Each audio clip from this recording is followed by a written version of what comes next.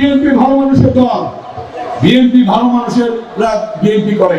অতএব বিএনপির নাম দিয়ে যদি কোন ফ্যাসিস্ট শেখ হাসিনার সরকারের কোন প্রেতাত্মা ঢুকে কোন ধরনের মানে অন্যায় করে, সেটা কখনো বরদাস্ত করবেন না, সাথে সাথে আইন শৃঙ্খলা রক্ষাকারীদের হাতে তুলে দেবেন।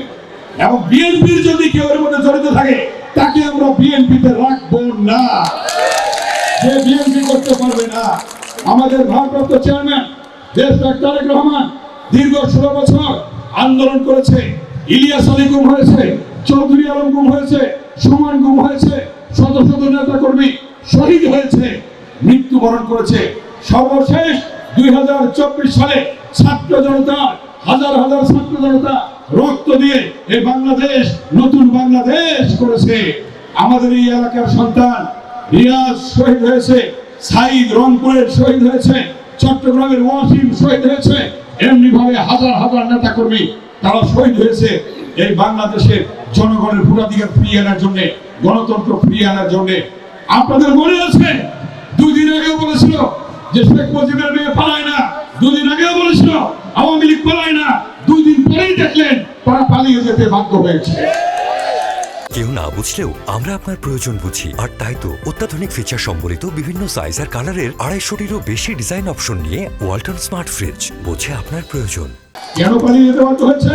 জনগণের উপর অন্যায় করেছে, অত্যাচার করেছে, জুলুম করেছে, যার জন্য পালিয়ে যেতে বাধ্য হয়েছে। তাই আজকে যে নতুন বাংলাদেশ সৃষ্টি হয়েছে ছাত্র জনতার রক্তের বিনিময়ে, এই নতুন বাংলাদেশ আমাদের গড়ে তুলতে হবে।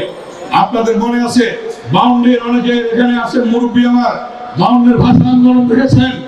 সেদিন সালাম বরকত রক্তের বিনিময়ে বাংলাদেশে আমরা মায়ের ভাষা পেয়েছিলাম।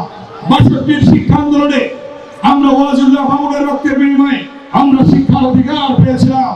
আপনারা জানেন শহীদ আসাদের রক্তের বিনিময়ে 69-এ গণ অভ্যুত্থান সৃষ্টি হয়েছিল। আমরা সেই শহীদ আসাদকে স্মরণ করি। আপনারা জানেন 71-এ সেই কালুরঘাট বেতার কেন্দ্র থেকে মহান স্বাধীনতার ঘোষক শহীদ রাষ্ট্রপতি জিয়াউর রহমান স্বাধীনতার ঘোষণা দিয়ে এই বাংলাদেশে সশস্ত্র সংগ্রামের মধ্য দিয়ে লক্ষ লক্ষ শহীদের রক্তের বিনিময়ে বাংলাদেশ স্বাধীন হয়েছে। 90-এ স্বৈরাচার বিরোধী আন্দোলনে শহীদ নূর হোসেন, জিহাদ এবং ডাক্তার মিলনের রক্তের বিনিময়ে স্বৈরাচার মুক্ত এরশাদ মুক্ত বাংলাদেশ আমরা পেয়েছিলাম। সেই বাংলাদেশে আবার যখন স্বৈরাচার বসে পড়েছিল, চেপে বসেছিল, তারপরে শুরু হলো আন্দোলন। সেই আন্দোলনে 2024 সালের জুলাই আগস্টের হাজার হাজার শহীদের রক্তের বিনিময়ে আবার নতুন বাংলাদেশ পেয়েছি। এই বাংলাদেশ এখন আপনারা জানেন অন্তর্বর্তীকালীন সরকার হয়েছে। এই অন্তর্বর্তীকালীন সরকার নির্বাচনী প্রসেস শুরু করেছে, ভোটার লিস্ট হালনাগাদ হচ্ছে এবং এই ভোটার লিস্ট শেষ করে সামনে নির্বাচনের তারিখ গতকাল প্রধান উপদেষ্টা বলেছে যে ফেব্রুয়ারির মাঝামাঝিতে আমরা নির্বাচনের তারিখ ঘোষণা করব। শোনেন না আপনারা? নির্বাচনের তারিখ ঘোষণা হবে।